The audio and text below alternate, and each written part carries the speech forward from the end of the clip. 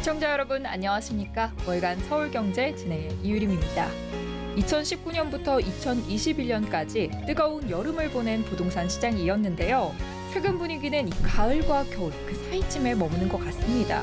시장 금리의 상승 속 부동산 시장의 상승 동력은 조금 떨어지고 또 정부의 주택 공급 활성화 방안이 발표된 지 한 달이 지났지만 여전히 부동산 시장에는 온기가 돌고 있지 않습니다.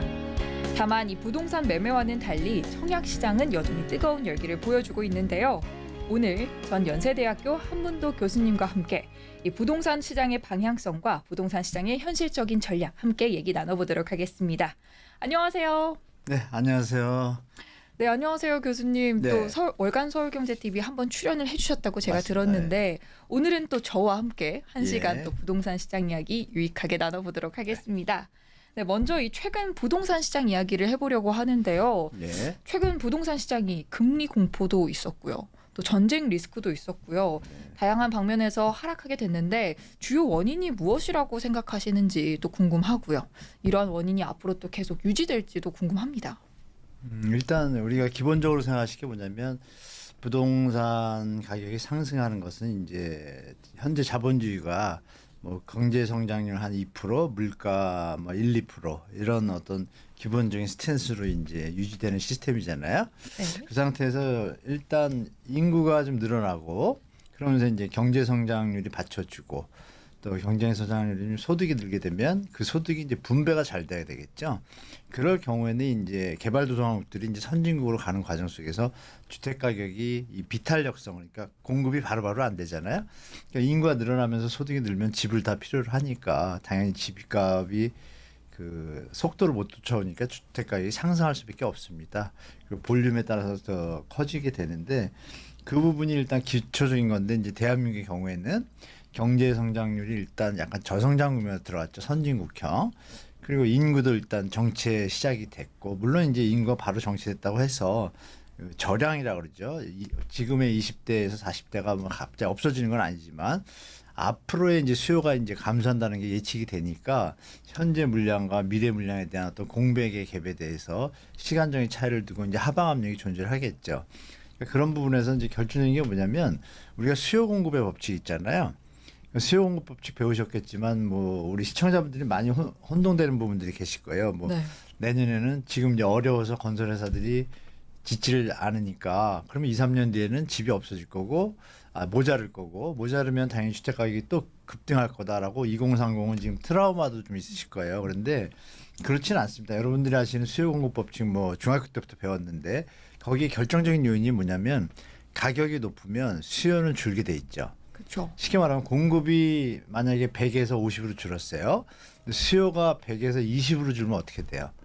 당연히 집이 더 남죠. 네. 주택가에 내려가죠. 이게 사실 2009년에서 15년 전까지 사이의 어떤 시장 현황이었어요. 실제로.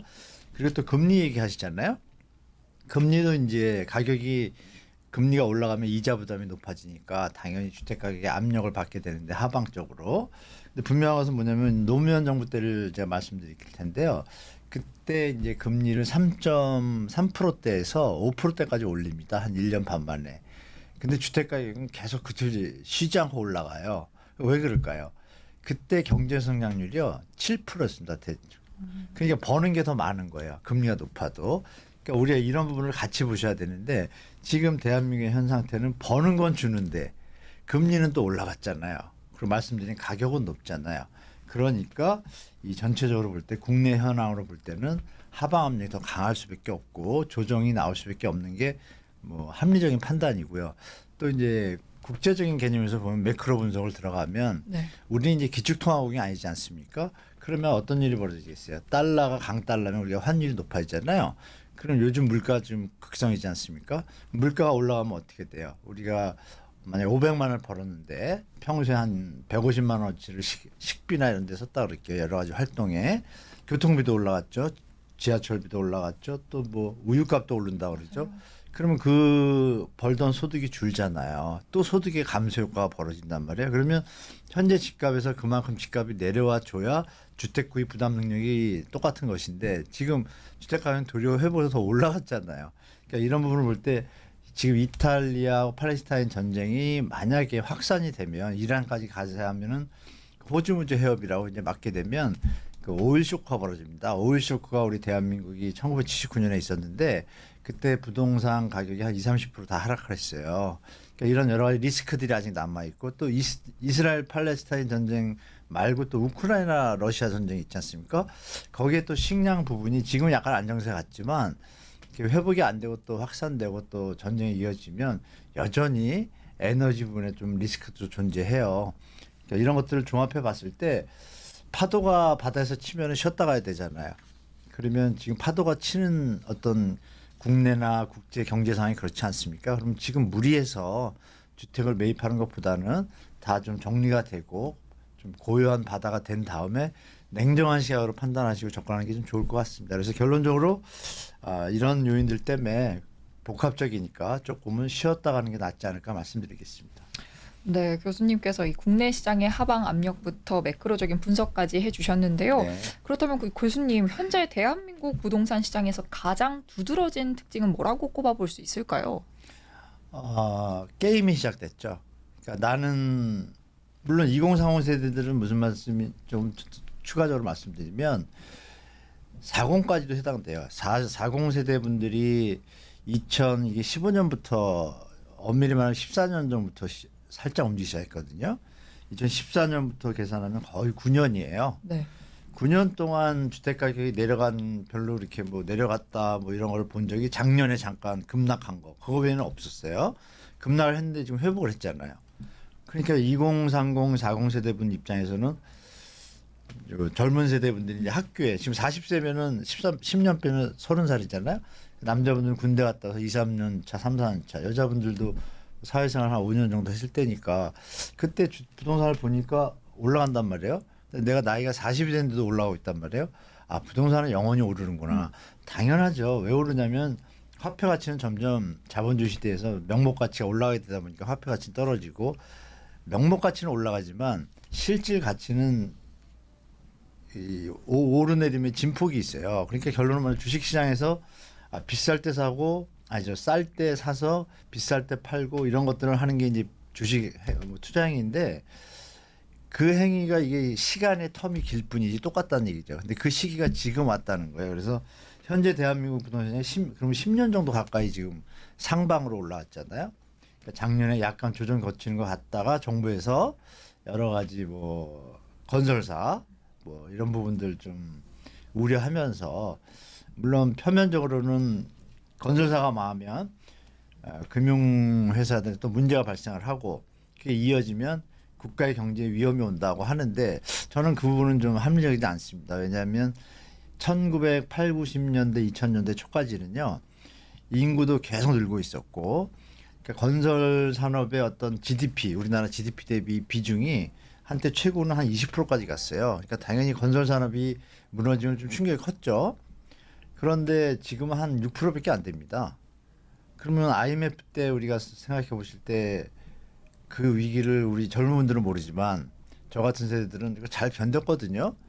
그러니까 이제 지금 정부에서 하는 이 집값을 떠받친다는 생각을 들게 하는 정책들이 젊은이들이 집을 살 때 현재 집값이 높다라고 제가 말씀드렸잖아요. 거기서 가격이 내려와서 사면 대출을 안 받아도 되지 않습니까? 네. 근데 그거를 대출을 받아서 살아 어떻게 보면 달콤한 악마의 유혹 갈 수도 있죠. 물론 또 오른다라는 전제하에서는 좋은 상품일 수가 있겠죠.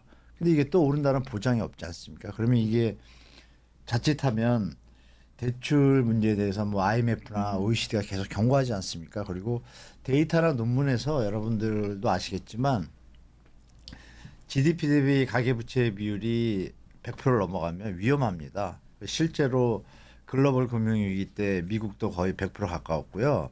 이 피그스 사태 때 아실 거예요. 그때도 이탈리아, 스페인 이런 데가 80에서 100% 수준이었어요. 100%좀 넘거나. 근데 우리가 지금 100% 넘었거든요. 그러면 좀 느낌이 그렇게 좋지 않지 않습니까?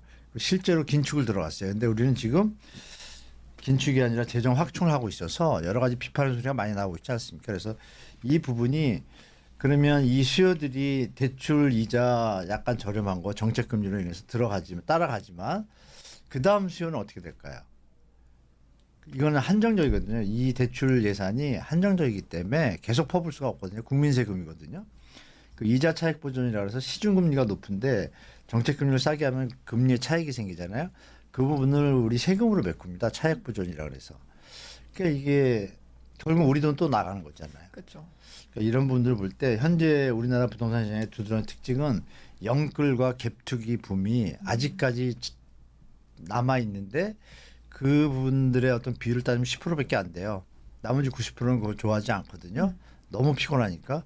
그래서 제가 볼 때 국가 경제는 앞으로 볼 때 우리나라 현재 시장의 특징은 갭투자, 갭투기한 분들이 극성을 피고 있는데 여전히 장밋빛 전망을 가진 분들이 따라가고 있고 트라우마에 시달렸던 젊은 세대들이 따라가고 있는데 약간 위험하다. 그래서 경고 많이 하잖아요. 드디어 하는 총재도 이제 금리가 내려갈 일은 없으니까 조심하라 이런 부분들을 새겨서 보셔야 돼서 결론은 뭐냐면 우리나라의 부동산은 지금 대출로 떠받치고 있는 좀 특이한 양상을 띠고 있다. 전 세계는 긴축을 하고 있는데 그런 부분에서 조금 조심해야 될 필요가 있다고 생각합니다.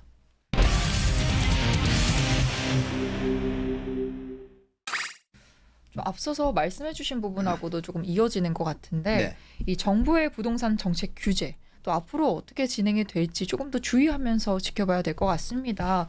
뭐 최근에는 이 한 달 전쯤에 주택 공급 활성화 방안이 발표되기도 했는데 앞으로 조금 정부의 규제는 어떻게 흘러갈까요?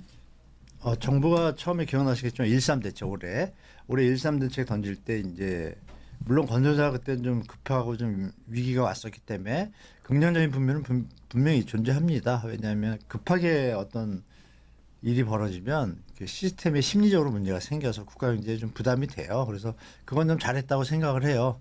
발표할 때 1.3 대책 때 부동산 PF를 도와주는 건 어느 정도는 인정을 하고 받아들이는데 문제는 뭐냐면 부실 현장까지 도와준다라는 거. 이 부분이 일단 조금 리스크로 남아 있고요. 이 대책을 던지면서 이런 표현을 했죠. 원희룡 장관이. 만약에 투기의 조짐까지 있으면 다시 규제를 들어가겠다. 근데 그 얘기 뭐냐면 투기에 할 수 있는 어떤 환경에 대한 제도들이 실제로 다 펼쳐졌습니다. 실거주 의무 폐지라는 부분을 생각하시면 좋은데요. 실거주 의무 폐지가 사실 키워드라고 볼 수 있습니다. 지금 둔촌주공 이제 뭐 얼마 안 지났죠. 벌써 오래된 일 같잖아요. 그 뭐 둔촌주공 이제 망한다 그러다가 지금은 뭐 흥행을 했었잖아요. 그 정책 때문에 말씀 주신 정책을 던져서 됐는데 거기서 이제 실거주 의무 폐지가 지금 아직 해결이 안 됐어요. 그럼 어떤 일이 벌어지냐면 실거주 의무 폐지가 안 될 경우에 분양권 전매 제한이 좀 걸리겠죠. 그러면 이제 조금 시장 혼동이 옵니다. 여러분 실거주 의무 폐지의 문제가 뭐냐면 이게 주택 청약 제도가 무주택자를 위한 제도인데 집을 사서 무조건 살지 말고 팔아라라는 신호잖아요.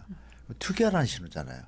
젊은이들 다 알고 있지만 이건 나쁜 모습인데 따라갈 수밖에 없는 환경 속에서 좀 문제가 있다고 좀 보여지는데 이런 정책이 방향성이 좀 비판을 좀 많이 받고 있죠. 받고 있으니까 정부가 부랴부랴 50년 주담대도 갑자기 막았잖아요. 네. 그런데 갑자기 또 신생아가 나왔어요. 그러니까 이제 우리 수요자들이 많이 혼동스러울 거야. 이거 누가 봐도 주택 가격이 좀 조정될 것 같은데 갑자기 신생아 또 들썩이네 이런 표현들이 있잖아요. 그러면 그 우리 효과를 좀 예측해 보시면 되는데 정부도 더 이상 오르는 건 바른 것 같지 않아요. 그러면 신생아 특례론을 갖다가 보통 한 해 주택 구입 자금 대출이 예산이 보통 한 35조 정도 돼요. 근데 40조를 특례를 썼잖아요. 근데 올해 신생아를 26조 7조 한다 그러잖아요. 그 부분이 총액이 35조거든요. 그러면 그 신생아 특례론의 26조 7조가 계산을 해보면 올해보다 시장 영향이 좀 강하지가 않아요. 그러면 결론은 이런 말이 있죠, 여러분.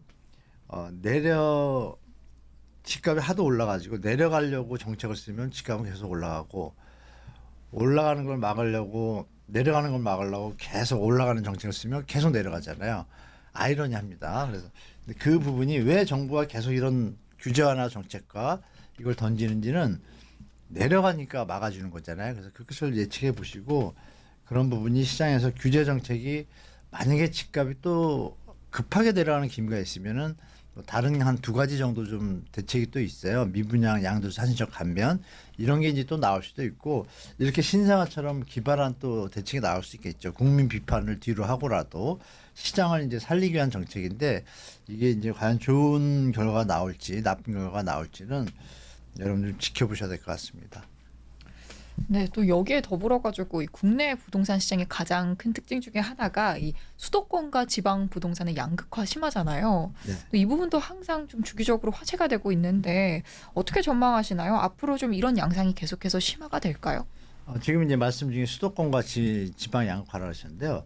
엄밀히는 이거보다 좀 더 디테일하게 이제 바뀌었습니다. 그 마이크로 관점에서 보면 네, 이 수도권도 수도권 지역마다 틀립니다.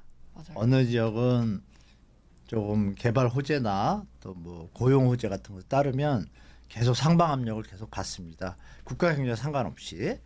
그리고 어느 지역은 수도권이지만 계속 힘을 못 써요. 왜냐하면 공급량이 많거나 어떤 호재가 특별히 없으면 수요는 한정적이니까 당연히 말씀드린 좋은 지역으로 갈 거 아니에요. 이런 부분에서 그런 지역은 도리어 하방 압력이 또 강해요. 그래서 이제는 수도권 지방으로 볼 것이 아니라 지방도 어느 지방의 뭐 광역시나 일부 일대 이런 데는 호재나 이제 정부의 어떤 정책이 개입이 되거나 개발 호재 등이 나타나면 그거와 상관없이 예를 들면 이제 조선 산업이 좀 발전했잖아요. 요새 다시 살아났잖아요. 다시 살아날 때 군산 일대가 지금 폭등을 했었습니다. 그러니까 이제 지금은 이제 수도권 지방으로 나누는 건 이제는 그만입니다. 서울도 마찬가지예요. 서울도 강북 지역도 어느 지역은 뭐 호재가 있는 지역, 뭐 지역을 얘기하면 좀 그러니까 정부에서 뭘 투입해가지고 개발하는 또 지역들이 있어요. 그런 지역은 여전히 좀 강한 흐름을 보이고 있고 그렇지 못한 지역은 또 입주 물량 많고 있는데 또 강남인데도 또 내려가는 경우도 있습니다. 강남도 다 달라가지고 그런 부분을 같이 보셔야지. 지금 그런데 중요한 건 뭐냐면 앞으로는 아까 말씀 올린 대로 둘 다 전체적인 어떤 신호나 지표들이 약세 쪽으로 많이 흐르기 때문에 그 힘이 예전 같지 않을 거다. 그러니까 결론적으로 말씀드리면 누가 더 잘 버티냐를 말씀드리면 서울이 그나마 희소성이 있으니까 좀 더 잘 버틸 수는 있지만 강한 하방 압력을 100% 넘어서기엔 좀 역부족인 시장 상황인 것 같습니다. 네, 또 말씀해 주신 것과 약간 더불어서 최근에 또 이 부동산 시장에 화두가 있었잖아요. 네. 김포시가 서울로 편입된다 하면서 네네. 이 주식 시장도 왈칵 뒤집혔었고 네. 또 굉장히 다양한 방면에서 이슈가 됐었는데 이 김포시가 서울에 만약에 편입이 정말 되게 된다면 이 해당 지역의 부동산 시장의 변화는 또 어떤 부분이 있을까요? 저는 지금 반짝으로 끝날 것 같습니다. 개인적으로. 왜냐하면 김포의 어떤 입지를 다 아실 거예요. 서울이라는 도시가 네. 있을 때 바로 옆에 붙어 있는 뭐 고양시나 광명시는 안 되고 그쪽이 된다. 중요한 건 뭐냐면 왜 광명이 아마 김포보다 주택 가격이 더 좀 높을 거예요. 그건 뭐냐면 교통 환경입니다. 교통 환경. 그리고 직주 근접의 문제인데 김포는 교통 환경이 좀 안 좋습니다. 뭐 골드라인이 뭐 말만 골드라인이지 그쪽 뭐 배차 간격도 조금 좀 멀더라고요. 심하죠. 사실 말하면 어떤 거기 계시는 분들의 그 인구 수나 어떤 구성 서울 출퇴근하는 분이 좀 한 30-40% 되잖아요. 그런 걸 생각하면은 사실 빨리 전철들을 더 놔줘야 되는데 그럼 서울시가 되면 뭐 합니까? 의미가 없잖아요. 네. 그러니까 서울시가 안 돼도 만약에 거기 고속도로 하나가 뚫렸다고 가정을 할게요. 용인 서울 고속도로 뚫리니까 그 뚫린 지역이 올라가거든요. 그러니까 정부가 할 일은 교통에 더 신경을 써야 되는 거죠. 강북구도 마찬가지예요. 강북구도 똑같은 동네 같지만 어느 지역은 좀 강세를 보이는 거는 교통이 자꾸 개발되고 교통 환경이 좋아지면 가격이 올라갑니다. 왜냐하면 차량으로서 강남에서 강남구 안에서 차량으로 강남구 끝다리에서 저쪽 끝다리까지 30분 1시간 걸려요. 그런데 만약에 전철로 김포에서 40분 만에 강남을 도착한다면 어떻게 되겠어요? 당연히 주택가격이 올라가겠죠. 네. 그러니까 결론은 행정 편입이 중요한 것이 아니라 서울이라는 어떤 표현이 지금 과밀화로 인해서 규모의 경제를 넘어서서 부작용이 더 많기 때문에 올바른 정책 방향은 편입이 아니라 제가 볼 때는 교통의 핵심인 것 같습니다. 그럼 결론적으로 말씀드리면 김포시로 편입된다고 해서 예산도 없이 교통이 뭐 10년 동안 계속 그대로 있다 가정하면 어떻게 될까요? 그럼 의미가 없습니다. 전혀. 도리어. 그래서 거기에 너무 휘둘리실 필요는 없는 것 같고요. 그래서 네. 건설회사한테는 도움이 되겠죠. 분양하는데 당분간 좀 조심하시는 게 좀 좋을 것 같습니다. 최근 뉴스에서는 이 부산도 서울까지 편입이 된다 이런 얘기들도 이제 부산이요? 오고 가고 있더라고요. 아, 이제 네. 일본도 왜 서울로 하죠? 네 그런 얘기들이 오고 가는 게 조금은 좀 약간 재미로 유머로 봐주시면 또 좋을 것 같고. 국호를 서울로 바꾸자는 얘기들이 많으시더라고요. 젊은이들이. 그 얘기는 뭐냐면 반면에 어떤 이면의 문제점들 다 아신다는 거죠 이미.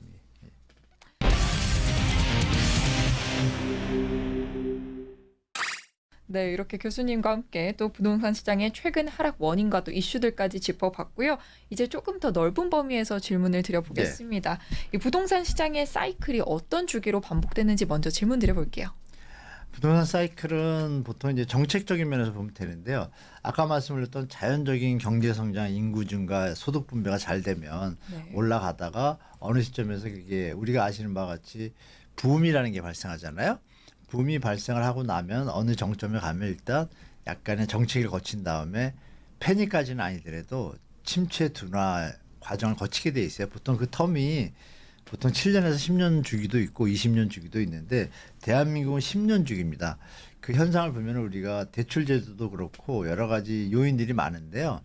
대한민국 한 10년 주기로 지금 그런 양상을 보이고 있고 상승 기간은 한 6, 7년 쭉 이어지고 또 통상 하락 기간은 3년에서 7년인데 그게 이제 서로 믹스되면서 가는데 공교롭게 대한민국은 지금 해외 어떤 리스크들 있잖아요. 우리 IMF도 있었고 글로벌도 있었고 그 텀을 보면 10년 동안 됐어요.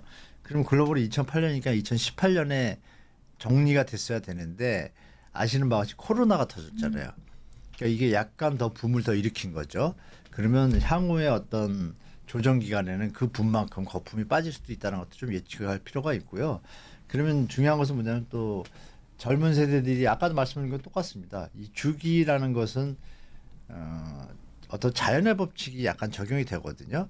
우리가 밥을 많이 먹으면 딱 좋게 먹으면 좋은데 더 먹으면 어떻게 돼요? 배탈이 나거나 문제가 생기면 못 먹잖아요. 네. 그리고 나면 또 먹을 수 있잖아요. 그러니까 너무 많이 먹은 것처럼 지금 부동산이 너무 많이 올랐다고 봐요. 제가 볼 때. 그래서 약간 그 주기가 늘어난 경향이 있습니다. 2, 3년. 그러면 이제 앞으로 내려갈 때 하락의 폭은 예전보다 조금 더 길 수도 있지 않을까. 물론 요즘 현상은 뭐 짧게 하는 경향이 있지만 제가 볼 땐 주기적으로 볼 때 일단 하향 주기에 들어섰다고 보시는 게 좀 맞는 것 같습니다. 네. 또 국내 부동산 시장의 사이클이 한 10년 정도에서 바라보면 된다고 말씀을 해주셨는데 언급해 주신 것과 같이 이 코로나처럼 불확실성한 요소들도 당연히 존재를 하잖아요. 예, 그렇죠. 그러면 이제 개인이 부동산 투자를 할 때 이런 사이클을 맞추기가 굉장히 어려운데 조금 이런 위험성을 줄이기 위한 방법이 있을까요? 개인이 투자를 할 때요. 투자의 개념에서 볼 때는 이렇게 생각하시면 되겠죠. 그 P는 I분의 R이라고 자본 환원율이라고 있어요. 뭐 어렵게 들으실 거 없고요. 내가 뭐 1억짜리 집을 사건, 뭐 주식을 사건, 회사에 투자를 하건 그러니까 자본을 가지고 투자를 했어요. 네. 그럼 1억을 투자했는데 1년 뒤에 제가 받는 게 1,000만 원이에요. 그럼 수익률이 10%잖아요. 그러면 다 그거에 기준하거든요. 엄밀히는. 네. 모든 사회 활동과 자본주의 활동이 그래요. 다만 주택은 시세 차익이라는 개념이 따로 존재를 하죠. 요인이. 근데 그걸 그럼 현재 가치가 적정한지를 정확히 판단하는 게 중요하겠죠. 너무 비싸면 사면 안 되겠죠. 물리는 거고 저렴하거나 낮으면 사면 안전하겠죠. 실거주와 투자의 개념이 같이 존속하고 투자의 개념에도 그걸 지키셔야 되는데 네. 결국 거기서 핵심이 뭐냐면 현재 주택 임대료 수준을 보면 되는데요. 송파, 강남, 뭐 강남 상구 일대 지금 임대 수익률 월세를 제가 계산해 보니까 1.8% 나옵니다. 지금 예금 금리가 어떤가요?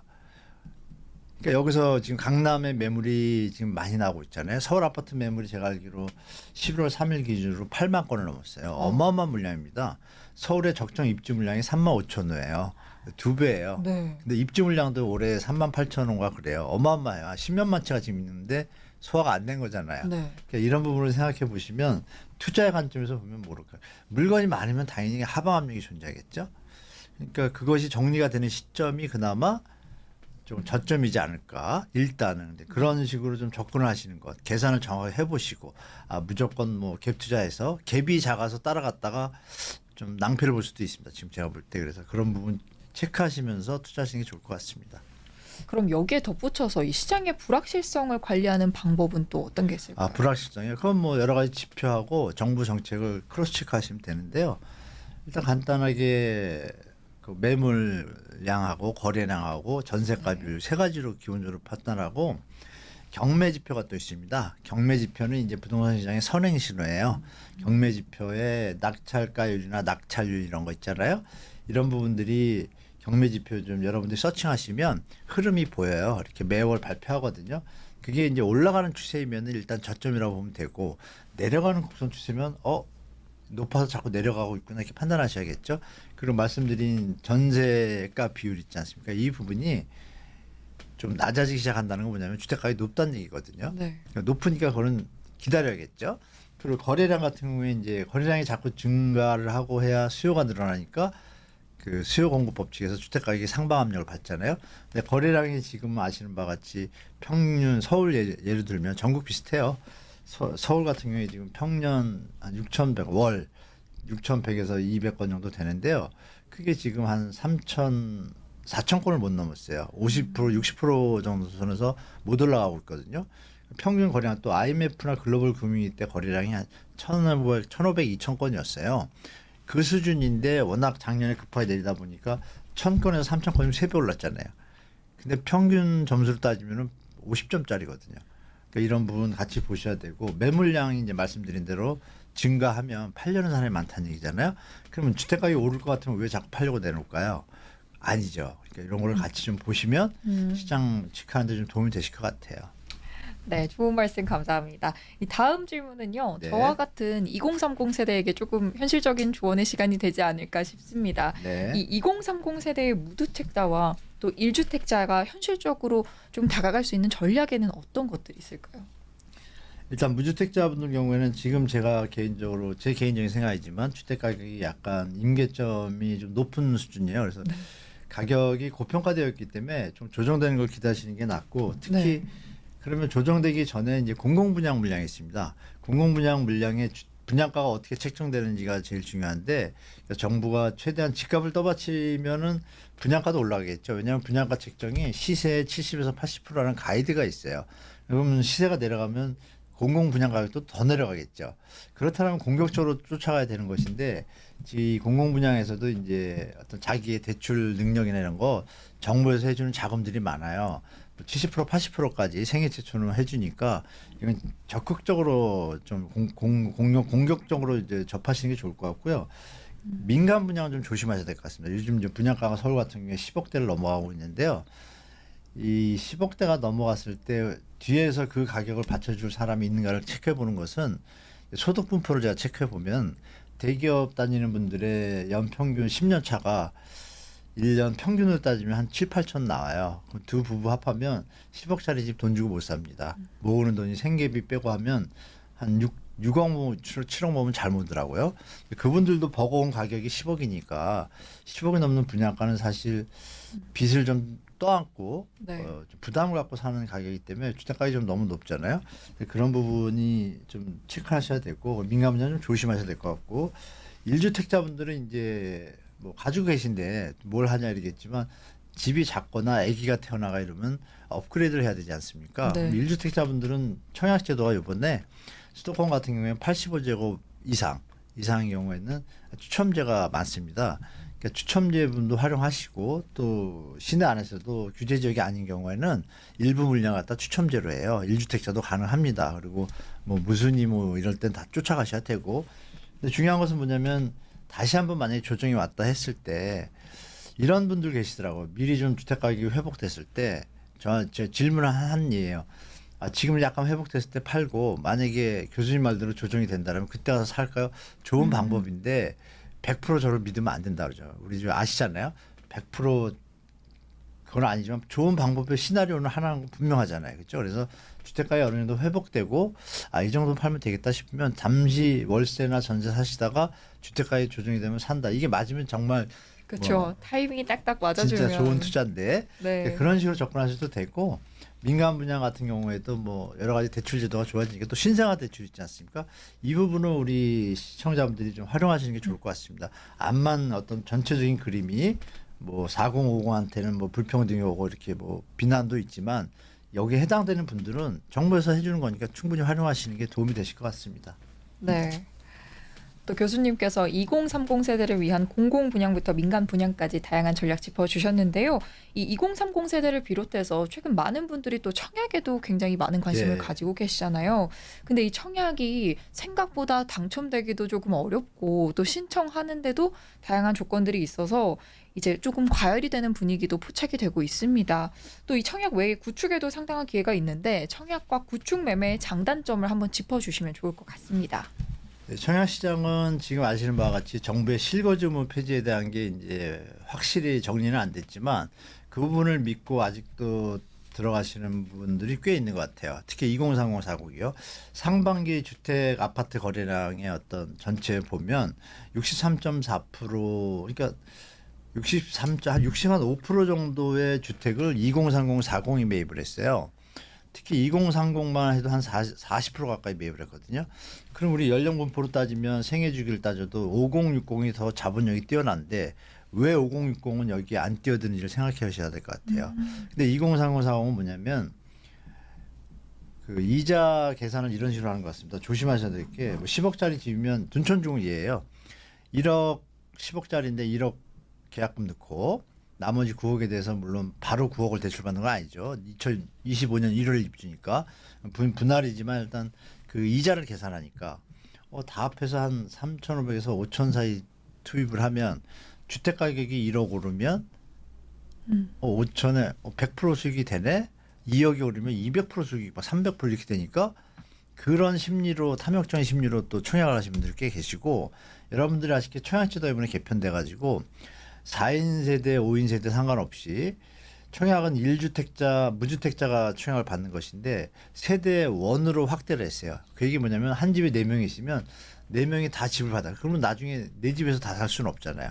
그게 뭐냐면 투자 투기 수요를 양산하는 제도를 풀어놨어요. 그래서 지금 어떤 일이 벌어지냐면 현장에서 좋은 현장은 가족들이 다 들어가요. 4명이 다 들어가거나 돌아가면서 하고 그러면 아시겠지만 서울이 이번에 좀 5, 6, 7, 8회를 분양했던 것들이 다 완전히 청약 경쟁률을 뛰어났는데 네. 다 미계약 났습니다. 미분양 나고. 왜 미분양이 났죠? 그게 뭐냐면 정상적인 실구주였더라면 정상적인 주택 가격이었다면 미계약이 나올 수가 없잖아요. 네. 그게 뭐냐면 투자 투기 수요도 가세했다는 얘기예요. 실거주 플러스. 근데 그분들이 문제가 뭐냐면 나중에 2009년 예를 드릴게요. 똑같았어요. 2009년도 이런 정책을 똑같이 써가지고 분양이 잘 됐습니다. 2011년, 12년에 입주 시기인데 경제 침체가 유지가 되다 보니까 그때 마이너스 프리미엄이 서울 수도권만 60% 현장이 마이너스 피였어요. 많이 고생들 했거든요. 2011, 12년도에. 그러니까 2030 세대분들은 그걸 좀 유념하셔야 돼요. 그런 일이 벌어지면 정말 힘들어요. 왜냐하면 그때는 금리가 2%, 3%였어요. 그나마. 근데 지금은 대출금리가 더 높잖아요. 그래서 좀 조심하셔서 접근하시고 자기의 소득을 넘어서는 대출금리 최악의 경우에 내가 안 할 수도 있다는 시나리오가 있잖아요. 팔지 못하고. 그거에 대해서 대비하셔서 접근하셔야 된다는 걸 꼭 말씀드리겠습니다. 네, 구축 매매 같은 경우에는 이제 조심하실 게 뭐냐면은 이 주택 가격 시세 부분이 지금 호가가 지금 많이 올라 있거든요. 현재 시점에서. 그런 부분에서 실제 거래가를 좀 체크하셔야 할 필요가 있습니다. 물론 전문분들 잘 하고 계시겠지만 실거래가의 어떤 사례나 이런 것들을 국토교통부 실거래가 사이트도 있고요. 요즘 또 포털들이 잘 된 데가 많아요. 꼭 그걸 확인하셔야 되고 간혹 가다가 어느 집을 가보면 리모델링이 좀 잘 돼 있어가지고 뭐 5천만 원, 예를 들어서 5억짜리 주택이라고 가정할게요. 들어왔는데 5억 5천인데 집이 너무 좋아요. 그 리모델링이 잘 돼 있으니까 좋아 보인단 말이에요. 그러면 그것 때문에 가격에 대한 혼동을 느껴요. 특히 신혼부부들이. 그리고 신혼부부들이 남편 뭐 신랑이 될 부인이 될 사이다 보니까 몇 년을 사귀었어도 그 알량한 자존심 이런 것들 때문에 그냥 이 5천 그냥 하자 이 집이 더 좋다 이러면 남편이든 부인이든 그래 이렇게 되죠. 그거 큰일 납니다. 그래도 1,000만 원 여러분 얼마나 아시잖아요. 그 맥주 우리 저 치맥 하는데 그 10,000원, 20,000원 먹잖아요. 2만 원도 좀 올랐네. 3만 원인데 5천이면 어마어마한 돈입니다. 5천만 원. 네. 그러니까 그게 뭐냐면 왜 그 말씀드리냐면 부동산 공인중개사 사장님들이 특히 젊은 세대 신혼부부들한테 이렇게 만약에 5억에 살 수 있는 집인데 5억 5천인데 그럼 계산을 해보세요. 인테리어 비용이 얼마인 줄을 확인할 줄 알아야 되잖아요. 1,000만 원이면 되는 수준도 있고 2,000만 원이면 되는 수준인데 3,000원을 더 붙이는데 속아서 살 수가 있어요. 그래서 속는다기보다는 좀 혹해서 사거든요. 그러니까 그런 부분 구축 사실 때 조심하셔야 되고 특히 구축 사실 때 또 중요한 점이 뭐냐면 주택이 이제 연차에 따라 어떤 하자 보수 해주는 뭐 이런 것들이 있어요. 그러니까 하자 보수 보증기 아니면 5년, 10년, 20년 이런 게 있어요. 그리고 또 충당금이 있어요. 이런 걸 체크를 하시면 어느 시점에 가면은 주택이 조금 있으면은 하자 보수를 한단 말이에요. 근데 지금은 안 좋아요. 왜? 5년, 10년 차가 돼야 돈을 써야 되는 어떤 법이 있어요. 법이 있기 때문에 장기손 충당금을 함부로 못 쓰거든요. 그런 부분이 그럼 만약에 지금 만약 9년 차다 뭐 이러면 그죠? 내년에 뭘 고칠 거 아니야. 돈이 있는 거예요. 그럼 9년 차인 집을 사는 게 현명하시겠죠. 구축이라도 7년 차보다는. 그러니까 이런 것도 좀 활용하시면 또 너무 구축인데 만약에 15년 차예요. 그럼 17년 차가 되면 어떻게 될까요? 집이 더 낡았겠죠? 근데 20년 차에 또 많은 돈을 투입해서 뭐 예를 들면 엘리베이터도 고치고 이런 것들을 쓰게 돼 있어요, 법에. 그러면 그런 것도 팁을 활용하시면 조금 현명한 어떤 구축 매입에 도움이 되실 겁니다. 네, 교수님께서 말씀해 주신 것처럼 네. 왜 이 부동산 시장에만 오면 5천만 원이 굉장히 큰 돈이잖아요. 그런데 이 1억, 2억 이게 되게 가벼운 액수처럼 말을 100건 또 하거든요. 네, 맞습니다. 그런 부분에 상당히 주의해야 할 것 같습니다. 거의 유치할 수준이죠. 우리 저희 여기 갔다가는 막 500원, 1,000원 갖고 막 네, 계산하는데 맞아요. 집에 가면 그런 거 좀 조심하셔야 될 것 같아요. 예. 네네, 또 교수님께서 굉장히 또 알찬 이야기 해주셔서 2030 세대에게는 정말 마음 깊이 또 굉장히 가슴에 남는 조언이 됐을 것 같은데요. 네. 계속해서 다음 질문으로 네. 넘어가 보도록 하겠습니다. 네, 다음 질문은요. 이 부동산 시장에서 투자자들이 현재와 앞으로의 시장 상황에 좀 주의해야 할 점이 있다면 어떤 점이 있는지 또 교수님의 의견을 여쭙고 싶고요. 또 신규 투자자들이 주의할 점은 뭔지도 함께 여쭤보고 싶은데요. 신규 투자자분들 입장에서는 지금은 좀 때가 아닌 것 같습니다. 좀 더 지켜보고 하시는 게 좋은 것 같고요. 리스크가 많을 때는 피해야 되는데 네. 특히 리스크가 많아가지고 바닥으로 내려온 상황. 그때 또 심리가 약해져서 잘 안 사거든요.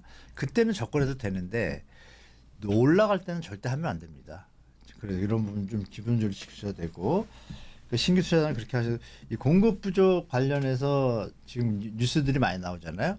그 부분이 아까도 조금 말씀드렸지만 공급 부족의 핵심은 수요가 과연 따라오는 환경이냐 따라오지 못하는 환경이냐를 보셔야 되는데 중요한 건 뭐냐면 영끌 시절이 있었잖아요. 네. 영끌 완이 불과 2년 전이에요. 2년에 지금 영끌2가 좀 벌어졌잖아요. 그럼 이 수요들은 원래 정상적으로 하면 한 돈을 모아서 2, 3, 4, 5년 뒤에 살 분들이었어요. 근데 그분들이 이미 집을 사버렸어요. 그럼 다음에 올라오는 분들이 오려면 시간이 좀 필요한데 텀이 생겨요. 공백이 생긴 거예요, 수요가. 그러니까 공급이 적든 많든 의미가 없는 거죠. 거기서 결정적으로 가격이 낮다라면 주택 구입 부담 능력이 작아지니까 접할 수가 있지만 안 그러면 이 공급 부족은 사실상 의미가 없는 거죠. 그래서 우리 시청자분들이 공급 부족에 대해서 너무 민감할 필요가 없는 것이 상승기에 코로나 시절에 저금리 유동성의 공급 부족이라는 것은 수요가 맞아요, 시장에. 근데 지금 그런 상황이 아니란 얘기죠. 그래서 상황에 따라서 수요 공급의 법칙은 여러분 경제학의 기본은요. 가정이에요, 가정. 가격이 일정할 때 수요 공급의 법칙이 있는 거예요. 가격이 변동하면 이거는 변하게 돼 있잖아요. 이 수요 공급 법칙으로 뭐 언론이나 주위에서 자꾸 얘기하는데요. 너무 휘둘리지 마시기 바라고 결정적인 게 뭐냐면 이 현재 내년까지는 물량이 전혀 문제가 없습니다. 입주 물량이. 그러니까 후년을 얘기하잖아요. 그러니까 후년의 어떤 시장 상황에서 우리가 챙겨볼 게 뭐냐면 전 정부에서 왜 공공주택 부지를 많이 마련했잖아요. 120만 호 어마어마한 물량이에요. 그 물량이 지금 나오고 있잖아요. 최근에 발표했지 않습니까? 그게 지금 시작이거든요. 공공주택 부지는 이미 보상 절차를 들어갔기 때문에 결국은 다 지어지는 거예요. 그러니까 지어질 것을 대비를 하셔야 됩니다. 그러면 분명히 이게 반짝 어떤 상방 압력으로 공급 부족이라는 걸 던질 수 있지만 중장기적으로 보니까 아기도 안 나오고 앞으로 살 사람이 점점 주는데 집은 집 지을 땅과 보상까지 다 끝난 건 지어야 되잖아요. 지으면 어떤 주거 환경은 쾌적해지니까 주택 가격이 낮춰지고 이런 부분이 중장기적으로는 이어진다는 걸 생각하시면 시장에서 예전처럼 우리가 그동안 10년 동안 봐왔던 그런 시장은 앞으로는 제가 볼 때 대한민국의 당분간 출산율이 2 되기 전까지는 오지 않을 것 같습니다. 그걸 좀 유의하실 필요가 있을 것 같아요. 예. 앞으로의 부동산 시장에서 가장 주목해야 할 트렌드는 무엇이라고 생각하시나요? 네, 뭐 간단하게 말씀드리면 뛰는 놈만 뛴다 이런 표현을 쓰겠습니다. 그러니까 그러니까 우리가 학교에서도 공부를 하면 공부하는 애만 열심히 하잖아요. 네. 뭐 다 전혀 생명의 지장 없지 않습니까? 또 마찬가지에 부동산도 생명의 지장 없습니다. 특별히 다만 이제 머리가 아플 뿐이죠. 올라가고 내려가면. 그러면 이제 부동산에 여러 군데가 있고 뭐 서울이 있고 뭐 이렇게 있는데 그 중에서 뛰는 데만 뛴다는 건 뭐냐면 우리 도시의 기본을 생각하시면 될 것 같아요. 주택가격이 오르는 이유는 도시로 모이고 인구 뭐 경제 사회 문화가 집중되다 보니까 사람들이 선호하지 않습니까? 그 지역이 발전되고 계속 늘어나고 인구가 계속 유입이 되면 주택가격이 올라가겠죠. 근데 그렇지 않고 아닌 경우는 지방 소멸 얘기 나오잖아요. 그럼 100%뭐 간단한 얘기입니다. 여러분들이 보실 것은 가장 주목할 트렌드는 그 이제 시장이 전체적으로 움직이는 때는 끝났어요. 이제 다 지역적 차별화 선택적으로 시장이 바뀐 거예요. 국지적으로. 그래서 여러분들이 국지적으로 이제 시장을 보셔야 되지. 심하면 서울도 어느 구면 구를 보셔야 돼요. 구에서도 동별로도 봐야 되는 시장이 된 거예요. 지금은 시세가. 그래서 다행히 포털들이 많이 나오고 있잖아요. 그래서 그런 부분들을 활용하시면서 시장에 접근하셔야지 예전처럼 묻지 마. 예를 들어서 갭이 노원구가 이번에 그렇잖아요. 노원구 갭이 작다 그래서 다 들어갔다 지금 물렸잖아요. 그런 시대가 끝났어요. 그래서 우리 시청자분들은 이제 철저하게 그 글로벌 리스크라든지 국내 리스크 다 체크하셔야 되는 시스템에 사는 세상이 됐고 그런 것들을 종합적으로 보시고 절대적으로 전체 같이 올라가는 것은 딱 한 경우가 있겠죠. 코로나 같은 게 또 터져서 저금리가 확 됐을 때 일시적인 또 지금 학습 효과가 다 있기 때문에 다시 한번 또 그 일시적으로 붐이 일어날 수는 있지만 전체적으로 볼 때는 이제 그런 시장 오기 쉽지 않다 이렇게 보시는 게 좋을 것 같습니다.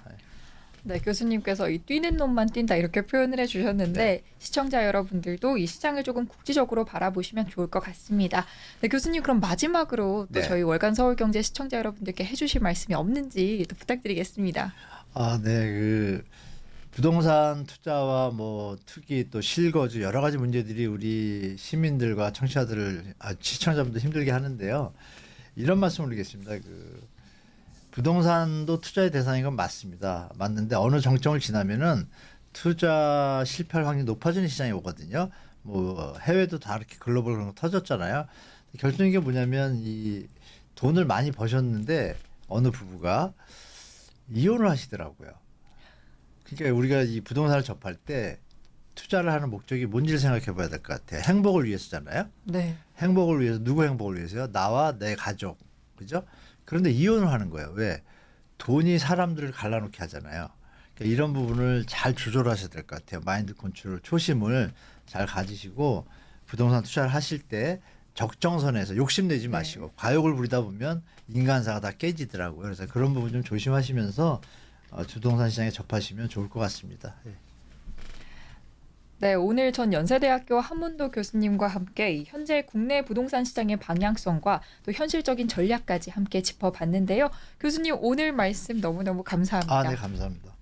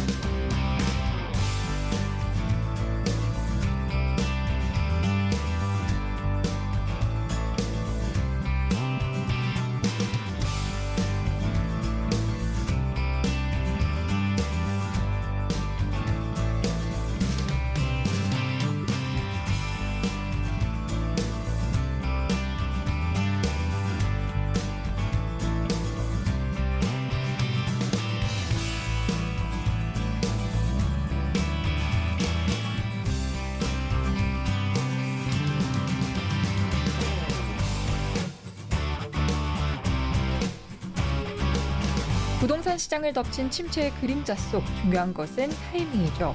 이 불안한 부동산 시장 속 적절한 전략, 월간 서울경제에서 함께 살펴봤는데요. 끝까지 함께해 주신 시청자 여러분 진심으로 감사합니다.